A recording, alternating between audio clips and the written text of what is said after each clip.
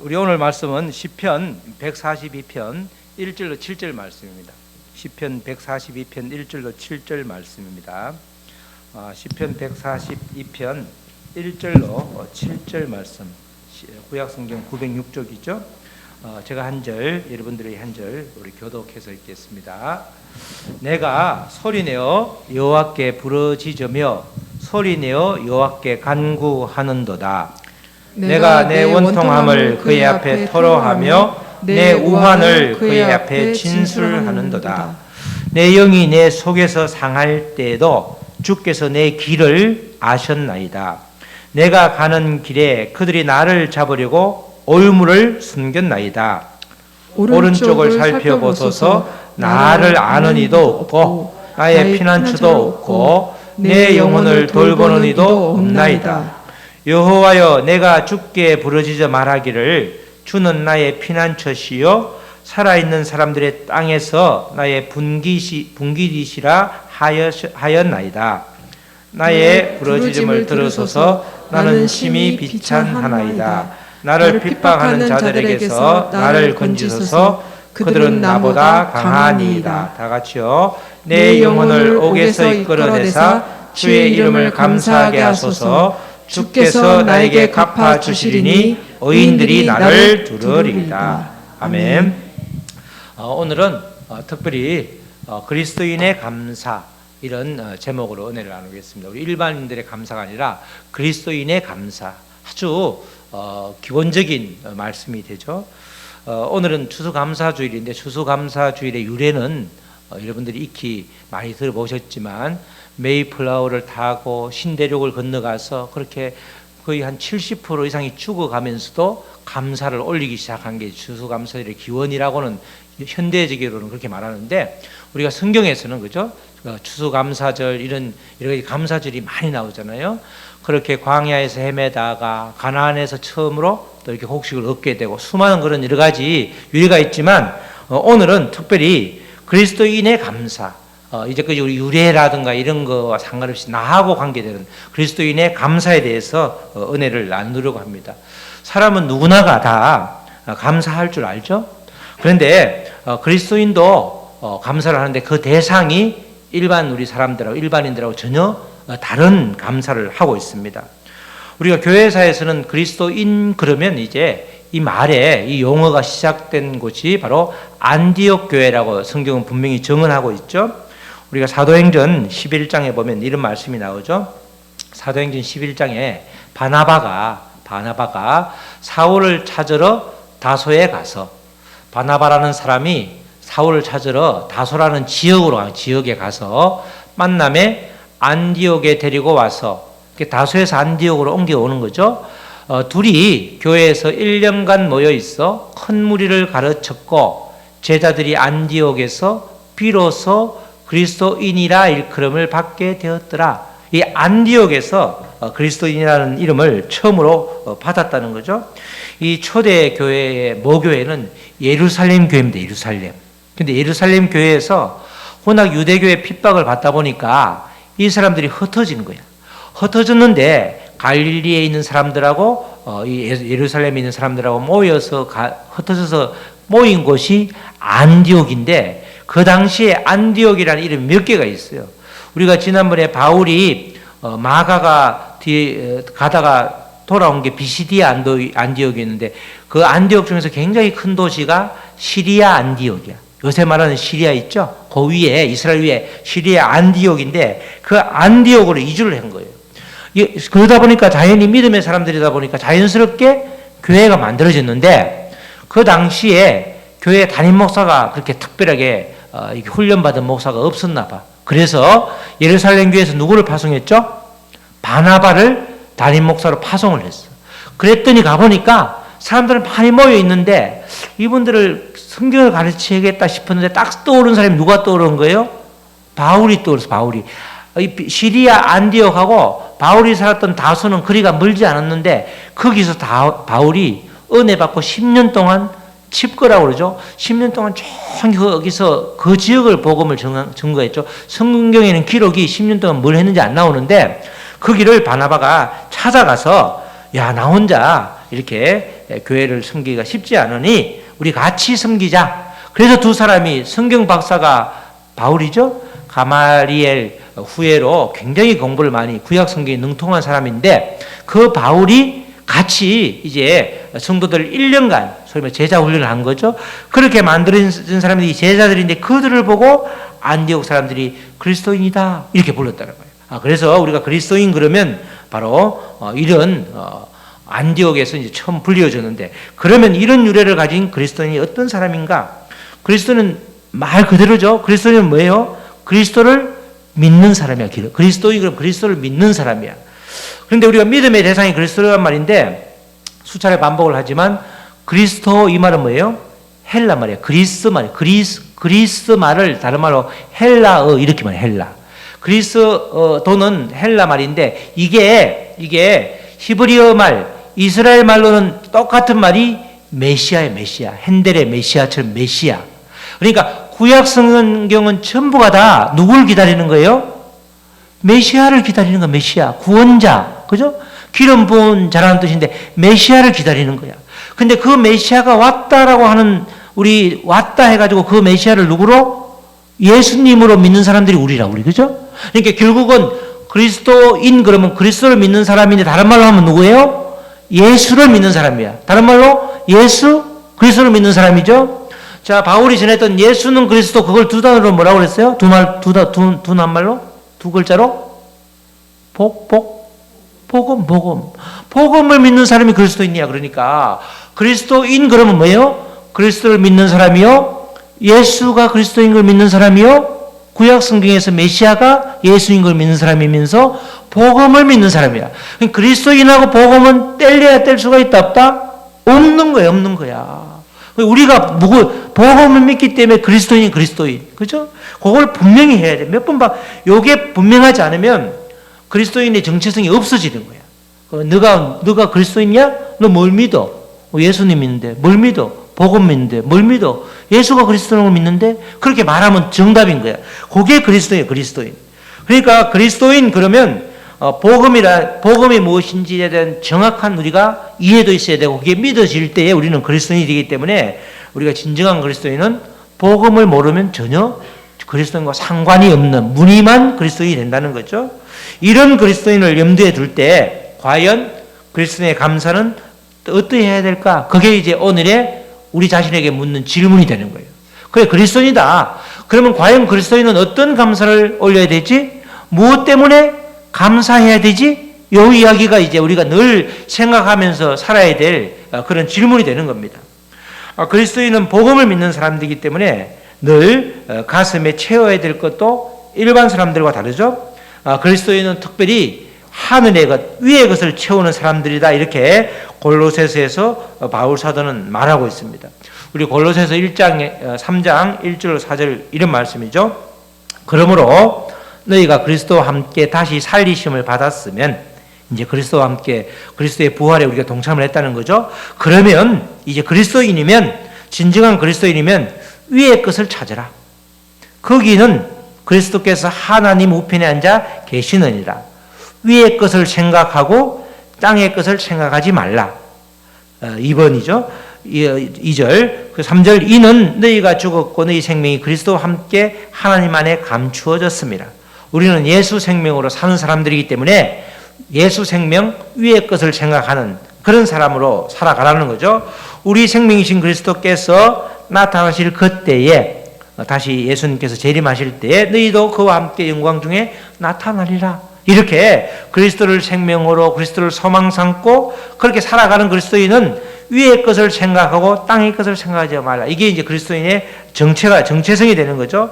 우리가 그리스도인은 땅의 것을 생각하지 말고 우선순위를 항상 하나님의 가치에 두라 이런 거죠. 먹고 사는 문제를 아예 신경 쓰지 말라는 게 아니고 우리가 다른 주님의 것, 하나님의 것, 위의 것을 먼저 신경 쓰라 이런 건데 여기서 말하는 땅의 것, 우리가 위의 것을 알기 위해서는 오히려 땅의 것을 알면 되죠. 우리가 위의 것, 그러면 위의 것에 대한 정확한 위의 것은 무엇이다라고 말할 수도 있지만 반대로 땅의 것이 이런 것이다라고 그러면 그 반대가 위의 것이잖아요.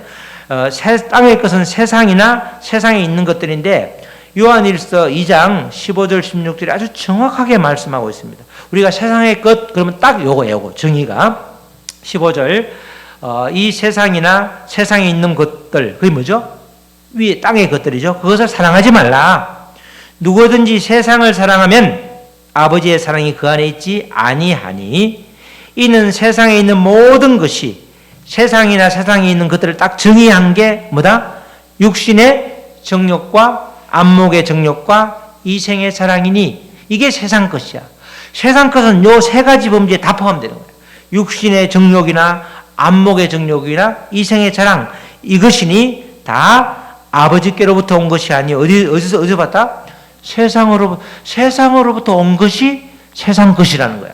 그럼 위의 것은 뭐예요? 아버지로부터 온 게 위의 것이야. 주님의 사랑이라든가, 그죠?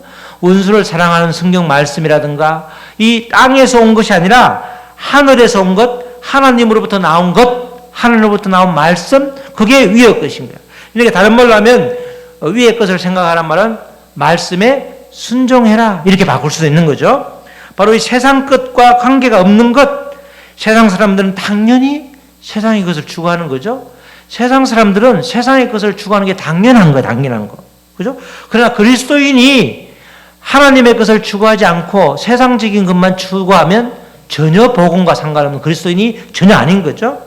그래서 이 특별히 세상의 것, 땅의 것을 이야기하면서 우리가 유의할 점은 이 세상의 것으로는 아무리 채워도 만족이 없다는 거죠. 요게 이제 우리가 늘 솔로몬이 간파한 이야기지만 우리가 신경을 써야 되는 거예요. 여러분들 세상적인 것으로 다 누리보지 못해서 아직 만족함이 있는지 모르겠어요? 제가 보니까 다른 걸 몰라도 저는 개인적으로 물질을 한번 누려봤어요. 물질에 대해서는 정말 별거 아니더라고. 자연산 회는 비싸. 신라호텔에서 보니까 70만 원 이렇게 해. 먹어봐도 다 뭘로 나와? 다 배설물로 나와. 지금은 그렇지 않아도 굉장히 아주 풍성하고 아주 행복하게 살고 있어요. 그게 물질에 대해서는 많이 자유하게 되더라고요. 한번 누려보니까 그렇더라고. 여러분들 내가 안 누려봐도 제 말을 믿어. 누려보니까 별거 없어. 다른 것도 마찬가지더라고. 세상의 것들은 아무리 누려봤자 나중에 허전해. 그죠? 우리가 인기 있는 BTS 걔들도 아마 그럴 거야. 걔들 인기가 세계적으로 1등을 해도 걔들한테 툭 찔러서 너 굉장히 마음이 편하고 행복해? 정말 만족해? 그러면 만족이 안 될 거라고. 안 될 거단 말이죠. 그 이야기를 이 전도서 3장 11절에서 이제 간접적으로 해주고 있죠. 솔로몬은 정말 많이 누려봤어. 돈, 여자, 명예 모든 걸 다 누려본 사람인데 그가 말하는 거죠. 11절에 하나님이 전도서 3장 11절이죠. 하나님이 모든 것을 지으시되 때를 따라 아름답게 하셨고 또 사람들에게 무엇을 주셨다? 빨간 글자라서 안 보이죠. 뭐라고 돼 있어요? 영혼을 사모하는 마음. 그러니까 우리에게는 전부 다 뭘 사모하는 마음이 있어요? 영혼을 사모하는 마음이 있어. 영혼성. 그게 채워지지 않으면 우리는 만족할 수가 없는 거예요. 그걸 채우기 위해서 뭐가 필요한 거예요? 위의 것이 필요한 거예요. 위의 것. 위의 것이 있어야 그 부분이 채워지는 거예요. 우리한테는. 이 말씀이 다른 사람이 말했으면 잘 안 믿기는데 솔로몬이 말하니까 모든 걸 누려본 솔로몬이 이야기하니까 굳이 우리가 이렇게 왜 이 말이 맞냐 안 맞냐 할 필요가 없 따라주면 돼. 또 사람에게는 영혼을 사모하는 마음을 주셨다. 이게 다른 말로 하면 사람의 마음은 완전히 채워질 수 있는 것은 위의 것밖에 없다. 그죠? 하나님으로부터 온 것밖에 없다. 말씀밖에 없다. 복음밖에 없다. 이런 말이 되는 거예요. 이런 말이. 이런 이유로 그리스도인과 세상 사람들은 감사의 대상과 조건도 전혀 다른 게 되는 겁니다. 진정한 그리스도인이라고 그러면 세상이나 세상에 있는 것으로 기뻐하는 것이 아니라 위의 것, 생명이신 그리스도 인하여 기뻐해야 된다는 것이죠. 그러니까 그리스도인들은 다른 말로 하면 그리스도로 채워질 때 가장 행복한 사람이라는 겁니다. 그리스도로 채워진 사람이 바로 그리스도인이 되는 거죠. 이런 사람을 통해서 주님은 일을 하신다는 겁니다. 그리스도인은 그래서 늘 내 안에 계신 주님, 내 안에 주님이 참 우리가 예수님을 고백하는 순간 객관적으로, 주관적으로 내가 주님하고 상관이 없다 할지라도 객관적으로 주님이 내 안에 계시는 거예요. 내 안에. 우리는 대부분 반대잖아요.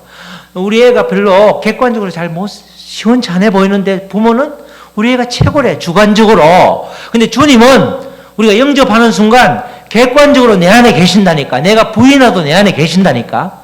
모든 사람들이, 모든 믿는 사람들이 다 네 안에 있다고 그래. 나 혼자 없다고 그래, 나 혼자. 근데 그 주님이, 내 안에 계신 주님이 말씀하시는 그 음성에 순종하며 나아가면 이제는 진정한 그리스도인이 되는 거죠. 그래서 그리스도인의 행복과 기쁨은 그리스도인이 가진 것이나 이룬 것으로 나오는 것이 아니라는 겁니다. 누구한테? 그리스도인의 행복은 주님으로부터 나오는 거예요. 주님으로부터 나오기 때문에 주님 아니면 우리는 행복할 수도 없고 주님 아니면 진정한 감사도 우리가 할 수가 없다는 겁니다. 그래서 계속해서 주님을 바라보자. 주님만이 전부입니다. 주님만이 이러면서 계속 말하는 게 이런 이야기를 하고 있는 거예요. 그리스도 인하여, 예수 그리스도를 인하여 네가 기뻐할 수 없니? 그걸 묻는 거죠. 예수 그리스도를 인하여, 나로 인하여 감사할 수 없니? 감사의 조건이 눈에 보이는 것으로 인해서 네가 감사하는데 나 자체, 나로 인하여 감사할 수 없어? 그 이야기를 이제 묻고 있는 거죠. 바로 오늘 본문이 그런 말씀을 경명하게 보여주고 있죠. 바울의 이야기가. 오늘 바울의 본문 말씀은 바울이 사울왕을 피해서 엔게디라고 하는, 히브리에서 N은 전부 우물이에요, 우물. 게디가 이제 이게 노루, 사슴 이런 건데 사슴들이 찾는 우물이 있더라고 가보니까. 조금 있으면 제가 찍은 사진이 나오는데, 제가 이렇게 그 당시에는 이렇게 셀프 카메라 하니까 되게 표정이 어색한 거야. 그러니까 그 이스라엘을 가서 예루살렘에서 찍은 사진들을 보여주면 그 사진에 주목해야 되는데 자꾸 저한테 제 얼굴에 주목하면 사람들이 초점이 흐려지더라고요. 그래서 얼굴 다 빼버렸는데, 엔게디라고 하는데 도망을 갔는데 그때 이야기예요. 사울이 다윗을 죽이려고 이제 한 3,000명을 이끌고 갔는데 계속해서 추격을 하는 거야. 지금은 이제 엔게디 굴에 숨었을 때 이야기인데 한번 엔게디 사진을 볼까요? 보여요? 이게 다 굴이야. 이게 요게 굴이야. 굴. 자, 요 부분을 확대한 게 그 다음 사진이에요. 그 부분을 확대한 게 그 다음 사진 있죠? 그 다음 사진. 네, 한번 넘겨보세요. 반대로 돼. 앞에 거. 요게 이제 확대한 건데, 요게 굴이 생각보다 길어가지고, 사람들이 올라올 때, 여기서, 꼭대기에서 밧줄을 걸고, 이렇게 사다리를, 끈 사다리를 타고 내려오고, 여기에 물이 있기 때문에 또 내려갈 때는 이렇게 타고 내려오고, 이렇게 하는 거고, 요 앞에 이 사막으로, 샘물 올라가는 길이 있는데, 저런 굴이 많아. 한두 개가 아니야. 석회암 지역인지 어떤지 줄이 굉장히 많은데 그 굴 안에 이제 바울이 이 다윗 일행이 숨어 있는 거예요. 숨어 있는데 자기를 잡아오려고는 아주 3,000명이 되는 아주 떼거리로 오는 그 사람들을 보면서 다윗이 이제 시를 쓴 거죠. 그러니까 어찌 보면 다윗이 까닭없이 이 사무엘이 와가지고 너가 다음에 왕이 된다라고 말을 했는데 그때부터 얼마나 큰 고난을 받았는지 까닭없이 다윗처럼 억울한 사람이 없죠. 다윗이 잘못한 게 뭐가 있어, 뭐가. 사람을 블레셋을 물리쳐가지고 백성들이 다윗은 만만이요 사울은 천천히라고 그래가지고 사울의 그런 적개심을 불러일으킨 백성들의 노래소리 말고는 자기가 잘못한 게 없는데 적군을 물리친 것밖에 없는데 왜 나를 죽이려고 하냐고. 그것도 3,000명이나 이끌고 그걸 보면서 떨릴 수밖에 없죠. 두려움에 떠는 거야. 어떡하지 이러다가 이제 그 절망적인 가운데 시를 쓴 거죠. 124편의 4절 말씀, 절망적인 상황을 그대로 묘사하고 있죠. 오른쪽을 살펴보소서. 오른쪽은 히브리어에서는 도움을 주는 자가 있는 쪽이야. 오른쪽을 보라. 아무도 없는 거야. 이는 나를 아는 이도 없고 나의 피난처도 없고 굴에 숨어 있지만 외통수잖아. 굴만 딱 발견해서 앞에 팍 치면 다 죽잖아. 나를 돌보는 사람도 없다. 내가 의지할 사람이 아무도 없다는 거야. 다른 말은 뭐예요? 의지할 수 있는 분은 누구밖에 없어?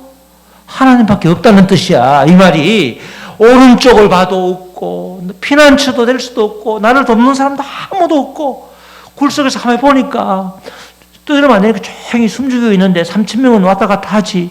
아이고, 나중에 반전이 일어나죠? 해필 그 굴 속으로 누가 들어와? 사울이 똥 누르잖아. 그래서 그냥 살짝 배잖아. 냄새 맡으면서 그 옷자락을 베고 가고 나서 사울아, 사울 대왕, 옷자락 내가 너 살려줬다 이러잖아. 그 굴로 해필이면 또 들어와. 그저 타고 들어왔는 모양이더라고. 그래서 그런 절망적인 상황에서 봐라. 내가 도움을 청할 때가 아무데도 없지 않냐. 이런 상황에서 주님만이 유일한 피난처다. 그래서 특별히 다윗의 시편에서는 피난처라는 말이 많이 나오잖아. 주는 나의 피난처. 그 말은 다른 말로 뭐예요? 아무도 의지할 데가 없다. 이런 뜻을 계속 그렇게 말하는 거예요. 주님밖에 나를 구해줄 사람이 없다. 한 번, 두 번이면 우리가 이해가 가는데 여러 수십 번이나 죽음의 고비를 넘겼잖아. 그러니까 주님이 지켜준 거 말고는 사람이 아무리 지켜줘도 한두 번은 지켜주잖아요. 노비라는 제사장이 진설병, 그죠? 이 여호와께 드리는 그 제사, 제물을 드렸다가 그거 도액이라는 친구가 고자질 해가지고 요 제사장 따르는 제사장 30-40명이 몰살당했잖아. 도와준 사람은 다 죽게 되니까 누가 도와주겠냐고. 도와줄 사람이 없는 그 상황에서 지금 노래하는 거죠. 그래서 5절 말씀에 다시 이제 부르짖는 거죠. 5절 말씀에 여호와여 내가 주께 부르짖어 말하기를 주는 나의 피난처시오. 오른쪽도 돌볼 사람도 피난처도 아무도 없는데 주님이 나의 유일한 피난처시오. 살아있는 사람들의 들의 땅에서 나의 분깃이라 하였나이다. 그죠? 분깃이란 말 최근에 우리 역대상에 나왔죠. 다 12지파에 다 분깃이 있어. 땅이 있어. 땅에서 기업을 받았는데 누구만? 레위지파만 기업이 없어. 레위지파가 기업이 없는데 성경에서는 누가?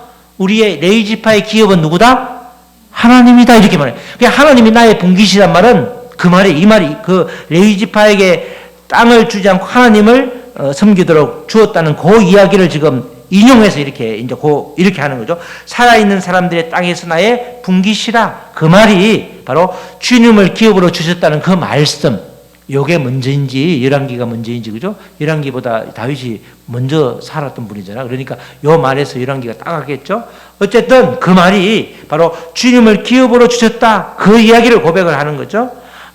이런 절망적인 상황에서도 주님을 고백할 수밖에 없는 그런 다윗은 보면 그만큼 다윗이 복동 때부터 어릴 때부터 하나님을 절절하게 만난 거야. 대충 이론적으로 만난 것이 아니고, 그죠? 아주 우리가 보면 사자도 잡을 때 그런다잖아. 실제적이잖아. 수염이 얼마 안 되지만 어른들도 아이들이 수염을 잡아 당기면 되게 아파. 사자도 그런가 봐. 사자도 수염을 뽑으면 이러면 입을 부리나 보지. 그럴 때 죽이고 이랬다고. 자기가 수염을 뽑았다고 그러잖아. 수염이 아프단 말이죠. 그렇게 실제로 자기가 그런 경험을 통해서 하나님이 살아계심을 너무나 잘 알고 있기 때문에 하나님을 실제적으로 만난 체험이 너무나 많았기 때문에 이런 절망적인 상황에서도 주님이 전부다고 고백을 하는 거예요.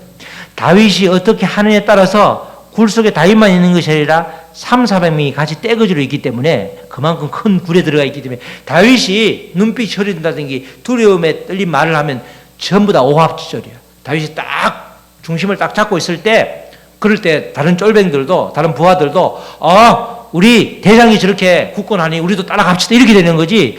아이고 야 무서운데 네가 앞장서 그러면 전부 다 그냥 굴 속에서 밖으로 떨어져 다 죽게 되는 거죠. 이 다윗이 바로 그런 절망적인 상황에서도 주님을 고백할 수 있는 것은 그만큼 실제적으로 하나님을 만난 체험이 있기 때문에 그렇다는 겁니다. 그래서 우리가 늘 주님과 소통하면서 주님을 만나야 된다. 말씀으로 만나야 된다. 감정으로 체험으로 또 만나면 그게 약효가 조금 가다 마니까 말씀으로 계속 만나야지 주님을 계속 누릴 수 있다. 계속 그렇게 이야기하는 거예요. 이렇게. 왜냐하면 어려움이 우리에겐 다 닥칠 수 있기 때문에 고난이 다 닥칠 수 있기 때문에 오늘 우리 집사님 기도처럼 고난이 유익이다. 그 말씀이 나한테 실제로 안 다가올 때가 많다니까.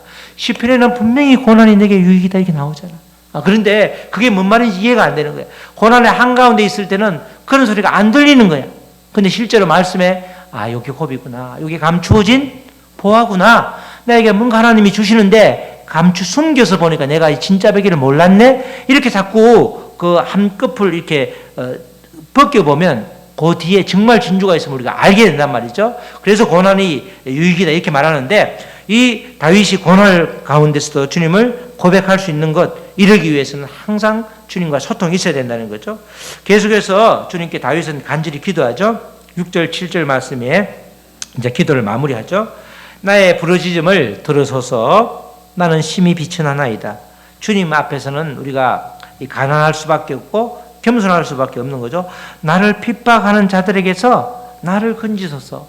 하루 이틀도 아니고 사울 한 명도 아니고 저렇게 3,000명 정도 군사들이 나라를 지켜야 되는데 저렇게 나를 잡으려고 혈안이 되어 있습니다. 눈이 뻘게 있습니다. 그런 자들, 나를 핍박하는 자들에게서 나를 건지소서. 자들이니까 한두 사람이 아니야. 그들은 나보다 강하니이다.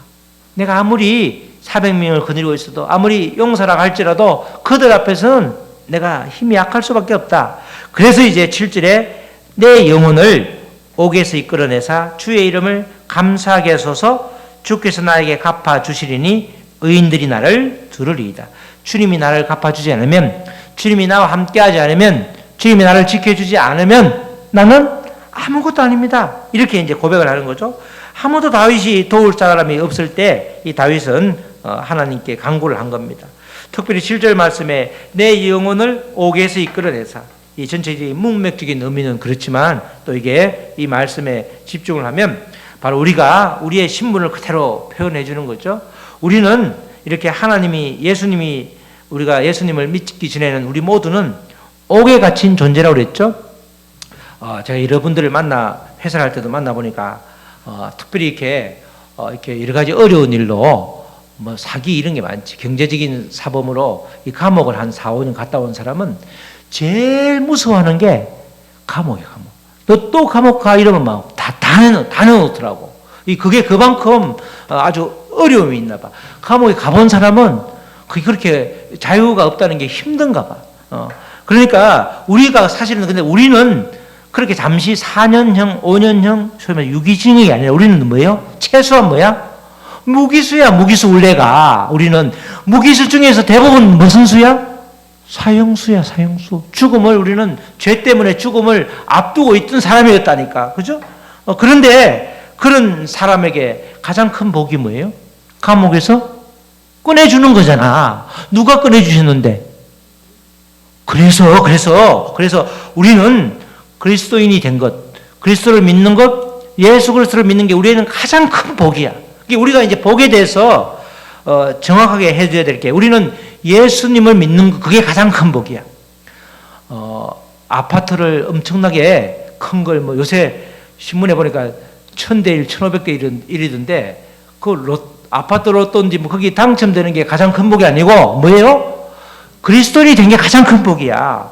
그러니까 다른 말로 하면 우리가 그리스도인이 되었다는 그 자체가 가장 큰 축복이고 뭐예요? 가장 큰 감사의 조건이 감사의 조건. 우리가 이렇게 곡식이 풍성하고 이런 것도 너무너무 감사한데 우리가 가장 큰 감사는 그리스도인이 되었다는 그리스도인이라는 감사가 가장 큰 감사라는 거예요. 다른 말로 하면 감사가 감사의 조건이 어디로서부터? 예수님으로부터 나오는 감사. 그게 가장 큰 감사라는 거예요. 예수님 때문에 우리가 누리는 감사가 가장 큰 감사라는 거예요. 다윗도 사울의 위협으로 인해서 언제든지 죽음에 이를 수 있었지만 주님은 그를 철저히 숨겨주셨고 또 위기가 있을 때마다 피할 길을 열어주셨죠. 이런 다윗의 상황을 우리도 똑같이 지금 맞이하고 있는 것입니다. 그리스도인에게서는 다윗은 하나님을 빼면 아무것도 아닌 사람이었어요. 마찬가지로 우리도 그리스도를 빼면 예수님을 빼면 아무것도 우리에게 남는 것이 없는 거예요. 예수님이 그래서 우리는 예수님을 그래서 뭐라고 그래요? 99%라고 전부라고 전부.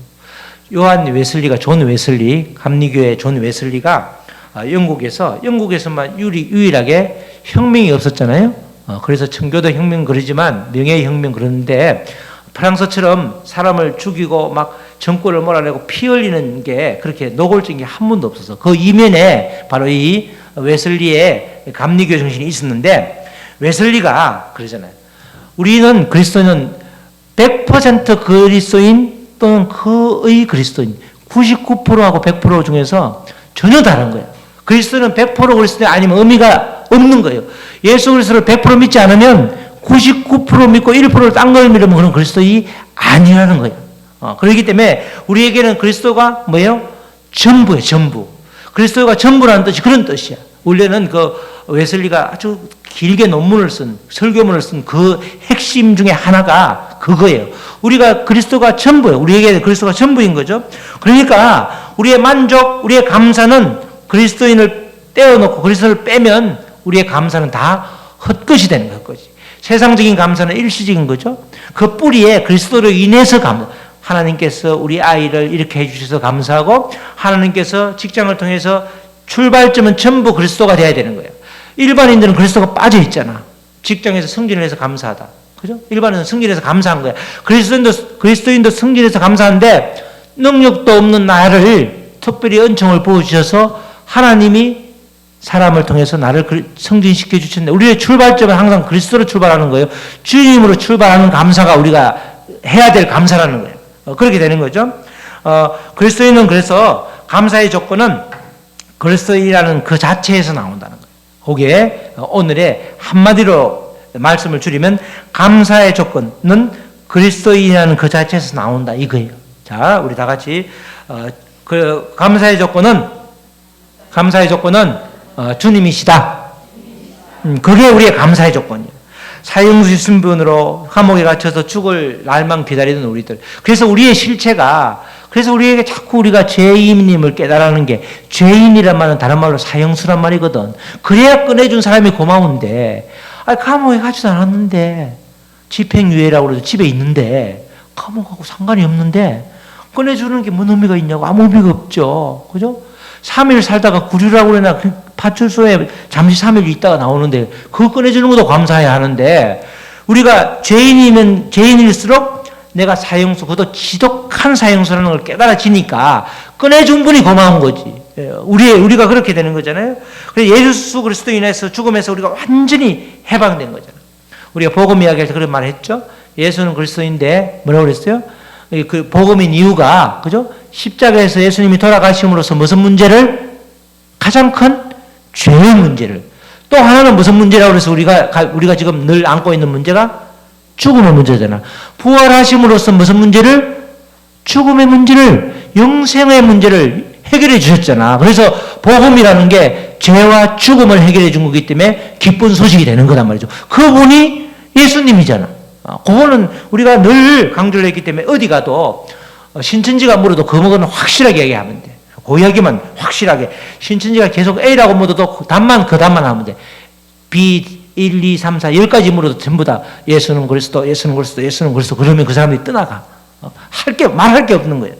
바로 우리가 그런 신분, 그리스도 인하여, 예수님으로 인하여 죽음에서 완전히 해방된 존재. 그래서 우리가 그것을 감사해야 되는 거죠.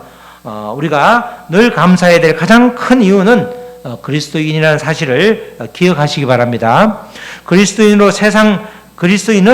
세상 것으로는 잠깐의 기쁨을 누릴 수 있을지 모르지만 근본적인 기쁨은 영혼을 사모하는 마음을 주님이 주셨기 때문에 그 영혼을 사모하는 마음이 채워지지 않으면, 그리스도로 예수로 말씀으로 채워지지 않으면 우리에게는 아무 만족이 없다는 거예요. 근본적인 만족이 없다는 거예요. 세상적으로는 엄청난 한계가 있다는 거죠. 제가 예수님을 믿지 않고 이제 예수님을 믿기 시작할 때 그런 생각을 했어. 내가 모르던 게 절반은 있었구나.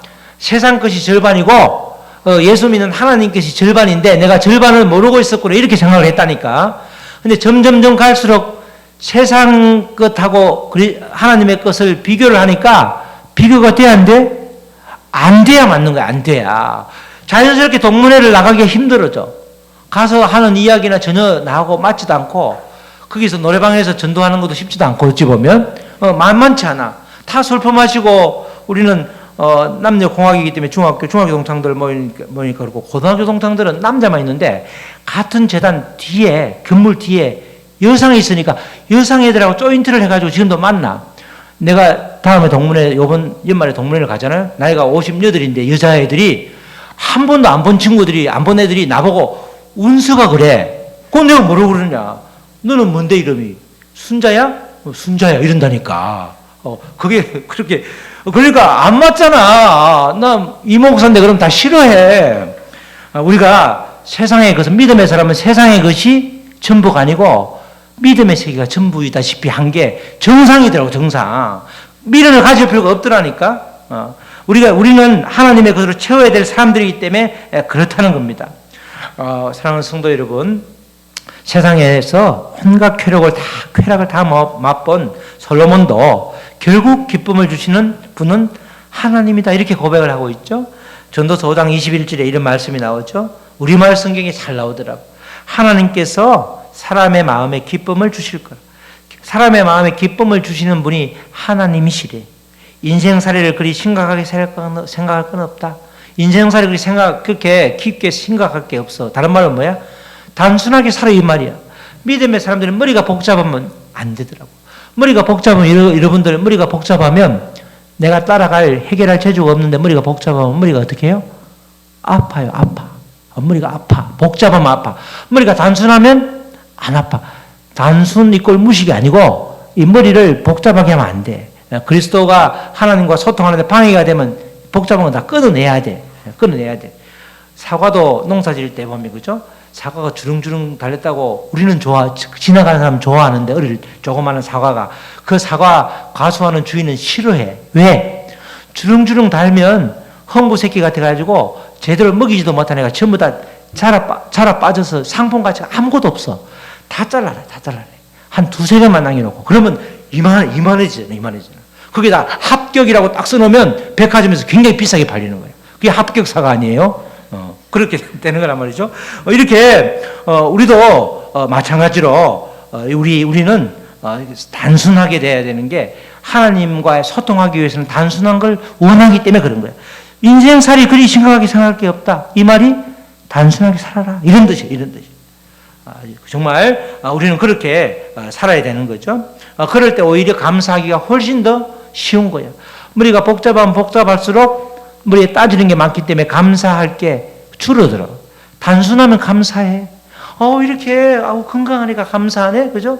아파 본 사람은 호흡하는 것도 감사하죠. 우리 장모님이 호흡하는 게 힘들으시니까 그러더라고. 내가 숨을 마음껏 한번 샜으면 너무 좋겠대. 숨을 마음껏 세면 감사하긴 하죠, 그죠? 숨을 그렇게 세는 게 어려웠던 사람은 숨 세는 게 얼마나 감사하냐고. 우리는 사실은 그냥 하나님을 떠났어도 감사의 조건이 널려 있잖아. 그런데 하나님이 우리에게 함께 하시니까 우리는 감사할 수밖에 없는 존재라는 거야. 여러분들은 무엇으로 감사하면서 살고 있습니까? 오늘 우리가 시편 140편 7절 말씀처럼 내 영혼을 옥에서 이끌어내사, 내 영혼을 옥에서 이끌어낸, 감옥에서 이끌어낸 것만큼 더 이렇게 우리에게 감사의 조건이 어디 있겠냐고. 우리가 모두 이 진리의 말씀 단순한데, 이 진리의 말씀을 우리가 받아들이면서 정말 늘 나를 감옥에서 이끌어내신 그 주님이다. 그러니까 나는 그래서 주님 한 분만으로 충분하다는 고백이 돼야 되죠. 정말 추수감사절을 맞이해서 다시 한번 우리가 기본으로 돌아가서 주님으로 인하여 감사하는 우리 믿음의 사람, 그리스도인이 되시기를 주님의 이름으로 축원합니다. 아멘. 우리 다 같이 오늘 시간이 좀 지나서 다 같이 우리 바로 말씀 붙들고 우리 기도하시겠습니다. 하나님, 내가 주님을 그리스도로 인하여 감사하는 그리스도인으로 아버지 살아가기를 원하오니 저에게 힘을 주시고 그렇게 살게 하여 주시옵소서. 우리 다 같이 기도하시겠습니다. 하나님 아버지 감사합니다. 정말 다윗이 절망적인 상황에서 오른쪽을 살펴봐도 아버지 도와줄 사람이 없고 피난처도 없고 그의 영혼을 돌보는 사람 아무도 없었습니다. 그러나 주님, 그때 절망적인 상황에서도 주님이 생각났고, 그래서 주님만을 부르짖었을 때 다시 한번 그 굴에서 완전히 몰살당할 위기에 있음에도 불구하고 오히려 반대로 사울을 죽일 수 있는 그런 위치까지 갑각으로 바꾸어 주신 바로 주님이셨습니다. 하나님이 이제 일생을 살면서 그리스도인이란 진정한 그리스도인으로 살게 하시고 그리스도로 인하여 만족하는, 그리스도로 인하여 감사하는 모든 감사의 뿌리가 예수 그리스도가 되게 하여 주시옵소서. 나의 오늘의 지금 이 시간도 주님이 친히 이끌어 주셔서 자리에 앉아 있고, 아버지도 주님께서 친히 먹을 음식을 주셨고 건강을 주셨고, 또 비록 아버지 건강하지 않다 할지라도 감사의 입술을 주셨고, 또 서서히 주님의 손 가운데 주님의 만지심으로 회복되는 것도 주님으로 출발된 것입니다. 우리의 감사의 조건은 주님으로 출발된 것, 주님으로 인한 감사일 때 진정한 감사임을 깨닫습니다. 그렇게 살아갈 수 있도록 주여 도와주시옵소서. 하나님 아버지 감사합니다. 그리스도의 인에 감사라는 게 다른 것이 아니라 모든 감사의 출발이 그리스도인이요. 그리스도요. 그 마지막도 그리스도인, 예수님인 것이 바로 그리스도인의 감사인 것입니다. 우리가 그리스도인의 감사로 매일매일을 살아갈 때 이 땅의 삶이 비록 녹록지 않고 고난 가운데 있고 절망 가운데 있을지라도 우리에게는 소망이 되는 것입니다. 하나님 그 그리스도를, 그 예수님을 붙들고 나아가는, 그래서 우리의 삶이 매일매일 추수감사일이 되는 우리가 될 수 있도록 주님 축복하여 주시옵소서. 감사하며 예수 그리스도의 이름으로 기도드렸습니다. 아멘.